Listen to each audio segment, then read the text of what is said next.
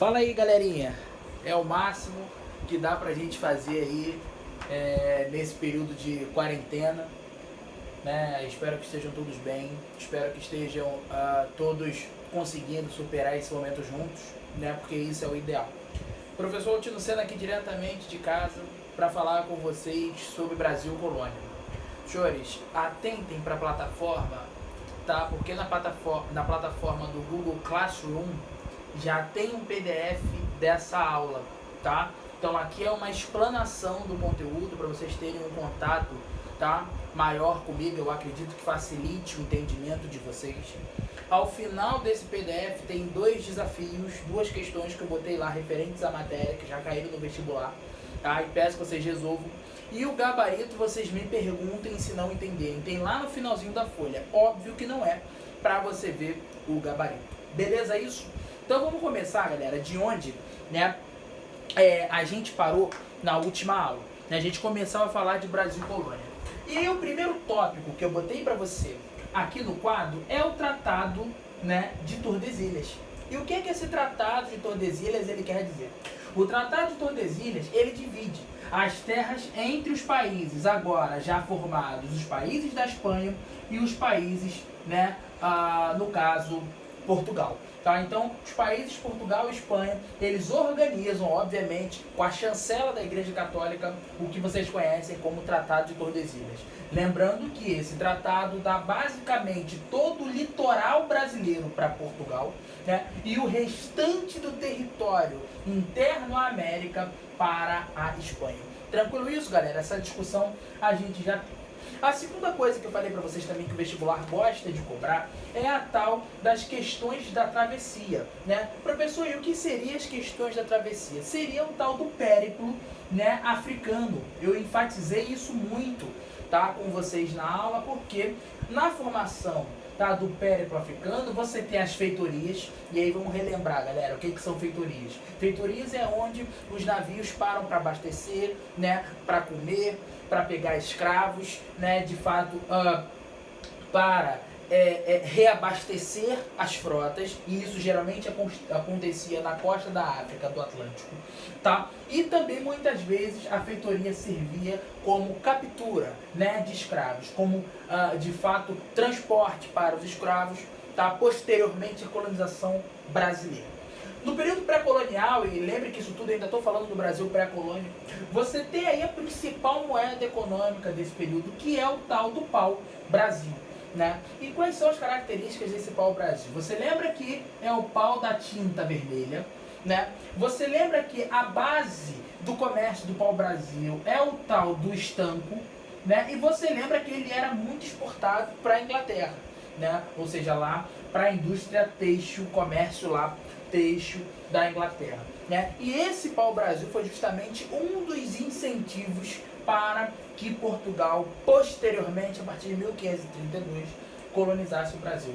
Senhores, há um detalhe, tá? Também é muito importante, tá? Não só o pau-brasil foi um dos motivos para que Portugal se interessasse pela colonização brasileira. Também o comércio do açúcar, tá? Muitos acham que Portugal só começa a trabalhar com açúcar depois que de fato chega à África, mas nas ilhas do Atlântico já eram produzidos, tá, açúcares, tá? Já tinham algumas empresas açucareiras nessas ilhas do Atlântico. E aí sim, quando eles incentivam a colonização, eles trazem o tal do açúcar para o Brasil, iniciando o período pré-colonial.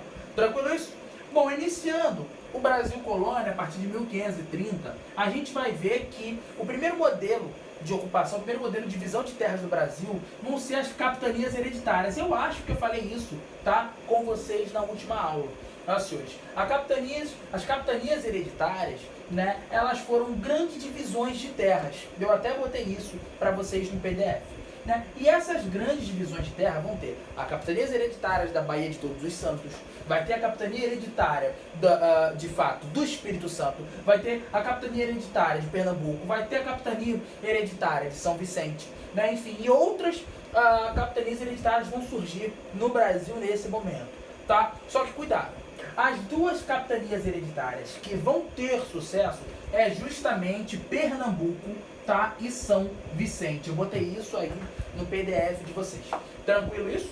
E por que, professor, então, que esse sistema de capitanias hereditárias ele vai falhar? Senhores, há duas justificativas principais para isso. O tal do alto custo, e de fato eram terras densas e por isso exigia um custo maior. Além disso, além do alto custo, uns consideram a distância geográfica, tá, em relação a Portugal pelo fracasso das capitanias hereditárias. E aí eu faço duas interrogações. Por que então o governo geral vai ter dado certo? O Brasil não muda a distância de Portugal quando se implementa o governo geral. Senhores, há um detalhe, tá? Quando você tem as capitanias hereditárias, você não tem uma estrutura interna, rígida, bem dividida. Então, ou seja, muitas vezes o contrabando supria o lucro que Portugal esperava. Tranquilo isso? Muitas vezes demorava para se organizar a exportação do produto. Muitas vezes era difícil você estabelecer bases militares que assegurasse aquele território. Tranquilo isso? E já em 1548, logo depois que eles colonizam o Brasil, eles implementam o sistema do governo geral. Tranquilo isso, gente? E o que é o sistema do governo geral? É uma medida centralista, uma medida de centralizar a administração territorial, mas o marco do governo geral é o seguinte: você criar as câmaras municipais. E o que vai ser essas câmaras municipais? Vão ser os homens que vão auxiliar o tal dos donatários. Lembra que isso já está no teu PDF. Quem são os donatários? Os donos das terras, né? Professor, e como eles viram donos das terras? Lembra que não era o método da compra e venda, senhores. Era o método seismeiro, a tal das seis marias, né? E essas seis marias continham dois documentos importantes: as cartas de doação e também as cartas forais, a carta foral. Então, essa estrutura política, tá, é o início do nosso período colonial. Senhores, dentro da economia colonial... detalhe, voltando um pouquinho. Nas câmaras municipais, tá, qual vai ser a função desses caras? Primeiro, são caras católicos, óbvio, né? Esses caras das câmaras municipais, eles vão ser responsáveis por fiscalizar. Tranquilo isso? Eles vão ser responsáveis por manter a limpeza das cidades. Tá? E eles também vão ser responsáveis por fazer feira, né? O que é feira? É aquela ideia alimentícia de uma sociedade. Tranquilo isso? Um outro detalhe que eu esqueci também: além dos donatários, tá, no sistema de governo geral vão ser criados os cargos de provedor-mor, o cargo de ouvidor-mor e o cargo de capitão-mor. Todos esses caras vão ter funções pré-estabelecidas, que está aí no teu material, para auxiliar o donatário a administrar suas terras. Tranquilo isso? Bom, senhores, então no âmbito político, tá, espero que isso tenha ficado muito bem claro. É uma discussão que a gente já até estava tendo em outras vezes. Bom, e agora entrando na nova matéria da tua apostila, a gente vai falar de economia colonial. A economia colonial, como ela vai funcionar? A mola mestra dessa economia vai ser o açúcar, tá? E o que vai ser o açúcar? Senhores, são as primeiras, de fato, empresas do Brasil.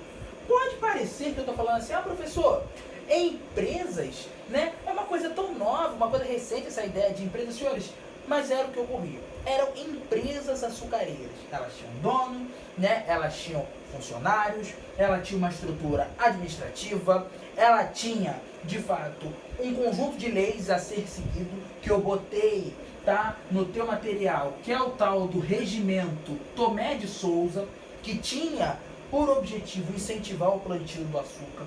Tranquilo isso? Então, quando eu falo do açúcar, eu falo de uma estrutura produtiva muito maior do que você pensar que é plantar a cana e colher o açúcar. É uma estrutura bastante densa e uma estrutura até um pouco complexa para se entender, tá? As bases dessa produção açucareira, dessas empresas açucareiras, o latifúndio, óbvio, as grandes propriedades de terra.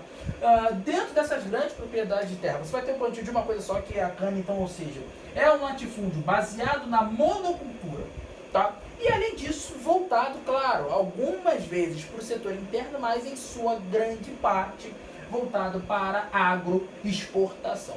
Tranquilo isso, senhores? Professor, e qual é a principal mão de obra desse açúcar? Os escravos. africanos, né? E aí eu acho que cabe lembrar, que você não está vendo aqui, eu dou muito destaque aos índios, né? E os índios, eles estão englobados dentro desse, o papel da Igreja Católica na colonização. Senhores, vamos lembrar, qual o papel da Igreja na colonização? Expandir a fé católica. Óbvio, expandir a fé católica é um dos objetivos. As missões civilizatórias que a Igreja fazia, principalmente na África, você sabe muito bem que a Igreja tinha esse ideal de civilizar as pessoas, o tal do, de fato, aquela toda a política, né, religiosa que a Igreja adotava pós-Concílio de Trento, pós-Contra-Reforma, tá bom? E além disso, né, dentro desse cenário, você vai ter aquela Companhia de Jesus, né? Lembra disso? Eu acho que a História Geral falou contigo sobre isso, aqui é a história do Brasil. Mas a Companhia de Jesus, ela foi um órgão criado pela Igreja, lá no Concílio de Trento, após o processo das reformas religiosas, que vai dar origem a alguns funcionários chamados de jesuítas. E esses caras vão vir para o Brasil com a missão de salvar os seres puros. E para eles, quem são os seres puros? Justamente os índios, né, senhores? Então, quando eu falo açúcar, eu dou destaque à mão de obra para os escravos. Aqui eu não dou destaque para os índios. No pau-brasil, professor, eu dou destaque para o índio. Ainda mantenho o índio aqui como a principal mão de obra dessa economia. Mas, professor, então por que essa mudança brusca de índio para escravo? Primeiro, se é pau-brasil, eles têm que conhecer o território. E nada melhor para conhecer sua casa do que o dono dela. Se vocês vierem na minha casa, eu vou ter que te apresentar onde é o quarto, onde é a sala, onde é o banheiro, o quarto de quem e o que é de quem. Concorda ou não? Mesma coisa o índio. Quando o português chega aqui, ele olha e ele fala, olha, o índio é o cara mais próximo da terra. É esse cara que nós vamos ter que, de fato, ser parceiro, ser amigo, né? Então, senhores, tem essa mudança brusca de pau-brasil para açúcar, a questão da mão de obra. Uma outra forma de renda também que o Brasil tinha era o tabaco, tá? O tabaco, aí você pode lembrar de Cuba, mas aí eu tô falando do tabaco brasileiro.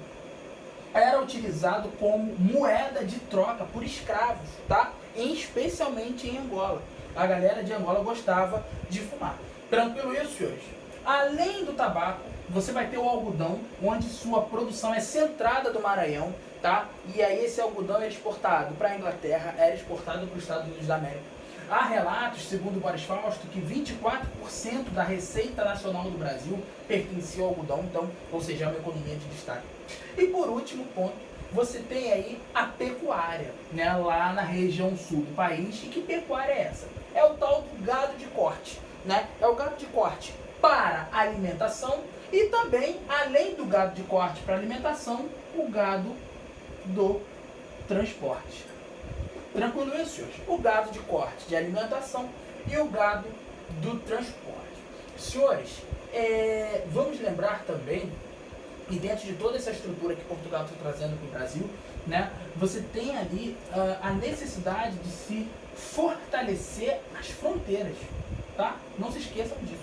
A nossa primeira invasão vai ser em 1567, a tal da França Antártica, né? Talvez seja um detalhe que eu já tenha comentado com vocês, mas Portugal estava bem ligado nos estrangeiros. Então, galera, essa aqui é uma leve explanação do teu PDF. As nossas aulas vão funcionar assim, tá? Dá um retorno para mim se isso funcionou. Essa aqui é uma aula teste, mas é uma aula que já conta pro teu conteúdo, beleza? Ó, beijo em todos e bons estudos. Valeu, galera!